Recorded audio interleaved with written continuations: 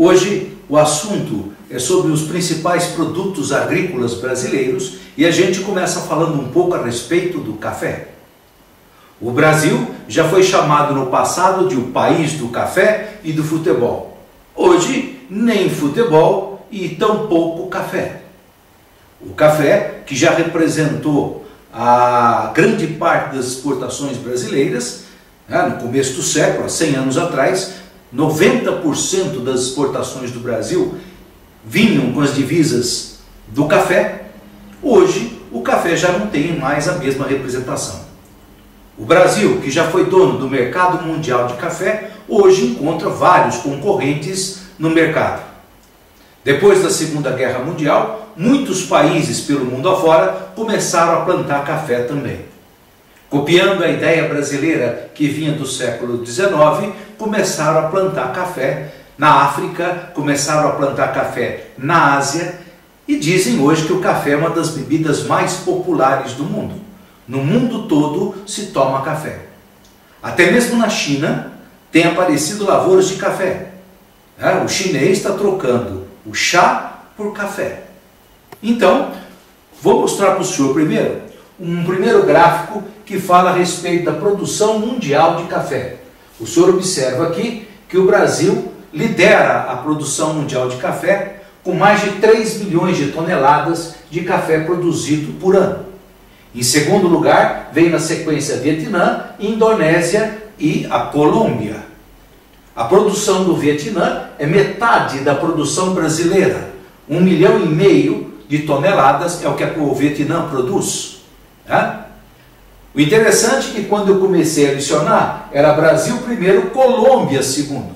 Hoje já aparece na produção mundial de café países asiáticos, como o Vietnã e a Indonésia. Então, nessa tabela, novos países apareceram e já assumiram a posição que pertencia à Colômbia. Nesse outro gráfico, nós temos aqui as exportações mundiais de café. Percebam que não mudou a ordem, Quer dizer, os países que são os maiores produtores também são os maiores exportadores mundiais de café. A gente observa que o Brasil tem 90% da produção de café, hoje tem cerca de 30% da produção de café. 15% vem com o Vietnã e os outros países do mercado mundial aí. Então há uma semelhança muito grande entre os 4 primeiros produtores de café e os 4 exportadores mundiais de café. Nessa última tabela aqui, nós estamos vendo que os maiores consumidores mundiais de café vêm primeiro dos Estados Unidos, consumindo cerca de 21 toneladas de café por ano, e em segundo lugar, com 19 toneladas por ano de consumo, o consumo brasileiro. Interessante lembrar que os norte-americanos não plantam café. Todo o café consumido nos Estados Unidos é importado. O Brasil aparece como segundo produtor mundial, onde além de abastecer o nosso mercado, grande parte da produção brasileira, pelo que nós estamos vendo, vai para o mercado exterior. Uma pequena parte fica no mercado brasileiro. Ok? Então, se alguém lhe perguntar, nós somos os maiores plantadores, os maiores vendedores e o segundo consumidor mundial de café. Ok? Próxima imagem, nós temos aqui a foto de Francisco Melo Palheta. Era um oficial de justiça brasileiro que foi uma vez até a Guiana Francesa para resolver problemas diplomáticos. E na volta para casa, o senhor Francisco Melo Palheta trouxe a primeira muda de café para o Brasil. Então, o café é originário da África. O café vem daquela região da Etiópia, Somália, a região chamada de Península da Abissínia, na África. Da África, o café foi levado para a Europa pelos árabes, por isso é chamado de café arábico. A França trouxe o café para a Guiana Francesa, já próxima do Brasil. E foi ali na Guiana Francesa que o Palheta foi buscar a primeira muda de café que introduzida no Brasil. Essa muda foi plantada junto à cidade de Belém do Pará. Então o café começou a ser plantado lá pela região norte. Só que a plantação de café não era bem uma plantação. Se plantava o café nos arredores da casa, né? Assim como se planta pimenta, cheirinho verde em volta da casa da fazenda, para abastecer a família da casa. Já se conhecia o sabor agradável da bebida do cafezinho. Aí os fazendeiros de Belém passaram as mudas para os fazendeiros do Ceará para o Rio Grande do Norte, para Paraíba, Pernambuco, Bahia, Espírito Santo e finalmente o café chegou no estado do Rio de Janeiro. Quando o café chegou no estado do Rio de Janeiro, foi aí que alguém teve a brilhante ideia de que plantar café em grande quantidade era uma excelente forma de se ganhar, né, se lucrar com a plantação, né, do produto. O café entra numa nova febre na economia brasileira que ficou conhecida com o nome de A Marcha do Café. Eu tenho um mapa aqui na luz que aparece o estado de São Paulo, que foi graças às terras de boa qualidade, a terra roxa do estado de São Paulo e o massapê do Vale do Paraíba, né, que atraiu o café para a nossa região.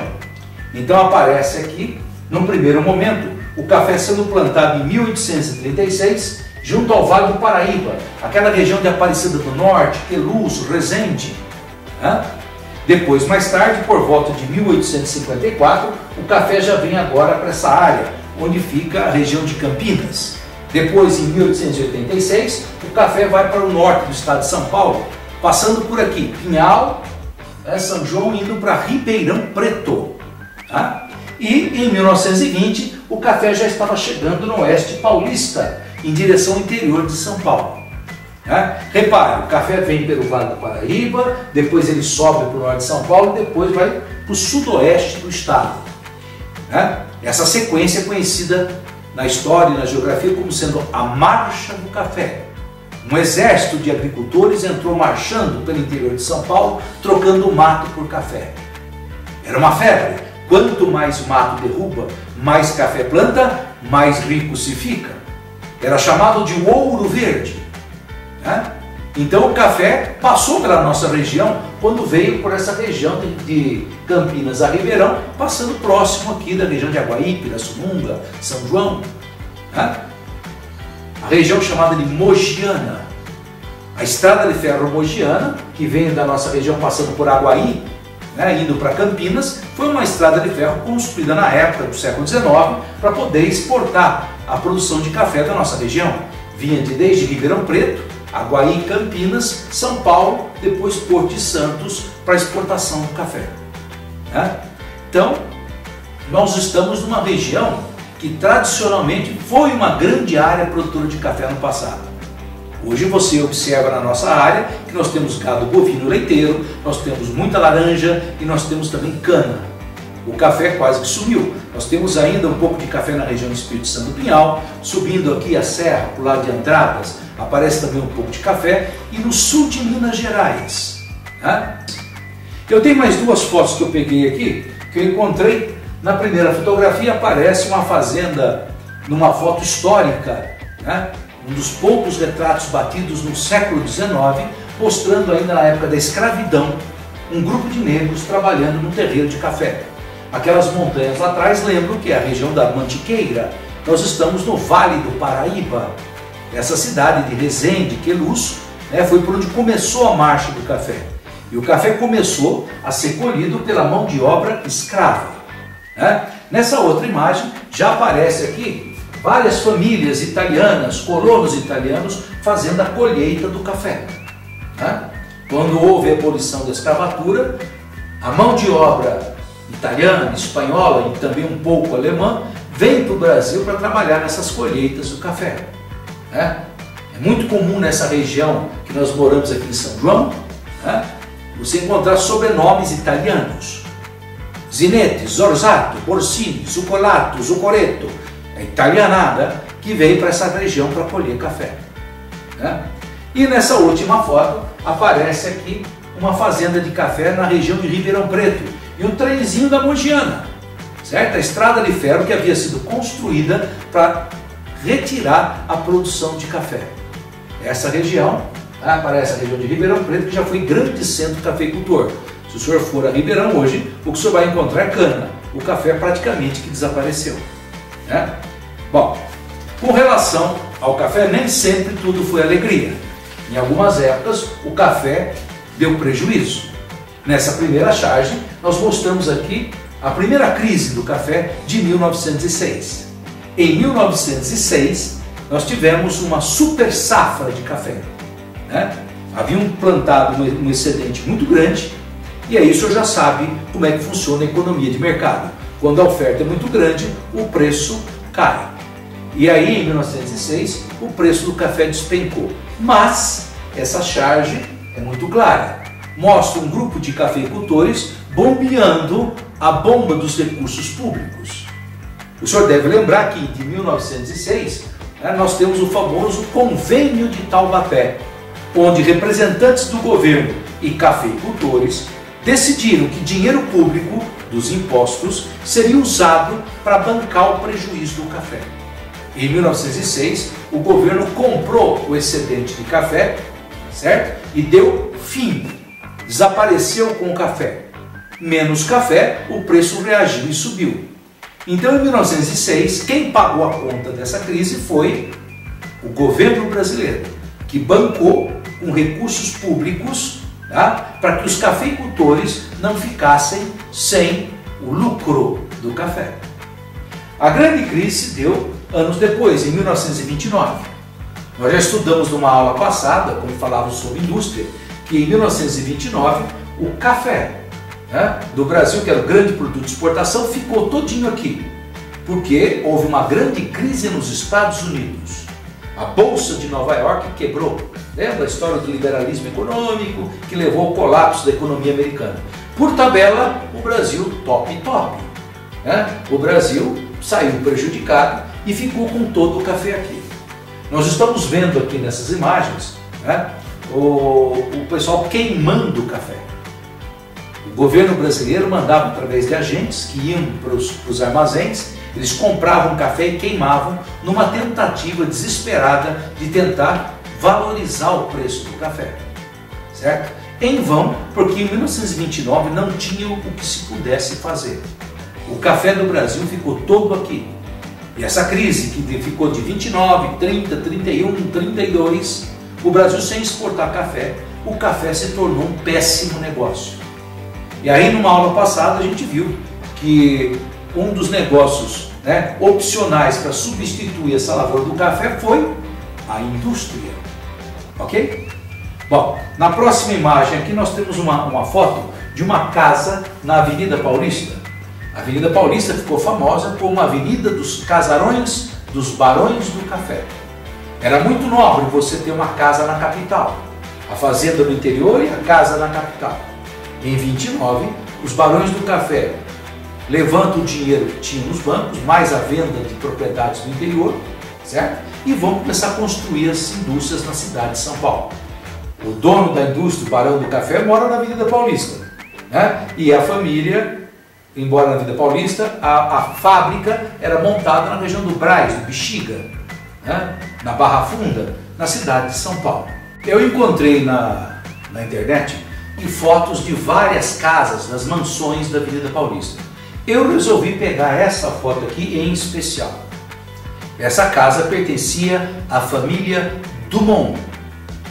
E se o senhor não está lembrado, Alberto Santos Dumont, o pai da aviação, o brasileiro que decolou na Europa com 14 bis. Lembre-se que Alberto Santos Dumont vinha de uma família da elite cafeicultora brasileira, né? Quando o pai fica doente e ele também sem boas condições de saúde, deixam o Brasil, né? Abandonaram a vida de cafeicultores, o negócio do café no Brasil e voltam para a Europa. Essa casa na Avenida Paulista pertenceu à família de Alberto Santos Dumont, entre tantas outras casas que o senhor pode encontrar na internet. A última que caiu pertencia à família Matarazzo. Eu ainda conheci, ainda vi o último casarão de pé na Avenida Paulista que pertenceu à família Matarazzo. Então, grandes obras foram construídas na capital, em São Paulo, né? E lentamente nós vimos a transferência do capital do café para a indústria. Essas casas pertenciam a famílias agricultoras que agora são industriais. Ok? Bom, eu tenho agora aqui uma tabela interessante que mostra como é que está a distribuição da produção de café pelos estados brasileiros. Lembre-se que na foto anterior nós mostramos que o café ele veio através do estado de São Paulo na Marcha do Café, ok? Mas a gente observa nessa imagem que São Paulo já não é mais o grande produtor, né? Em primeiro lugar aparece o estado de Minas Gerais, com 55% da produção de café. Depois vem o Espírito Santo, tá? O café do Espírito Santo é uma qualidade chamada de café robusta. É uma mistura genética de café com cevada, né? Deu um café meio sem graça, mas a produtividade de café do pé é impressionante. O café robusto dá muito mais coquinho, grão de café, do que o café arábico tradicional. Então eles fizeram um cruzamento do café arábico, aquele que veio da África, com a cevada e conseguiram uma espécie chamada de café robusta. Esse café é usado para mistura, né? Na hora que faz a torra, mistura-se o arábico, que é mais amargo, com o café robusta, que é mais doce, ok? Então o café robusta ele é interessante porque ele dá uma boa produtividade, só que ele não tem um sabor tão intenso e amargo como tem o café arábico. Então aparece em segundo lugar o Espírito Santo como sendo o segundo estado de maior produção de café do país. Em terceiro lugar, com 13%, vem vindo aí o estado de São Paulo, ok?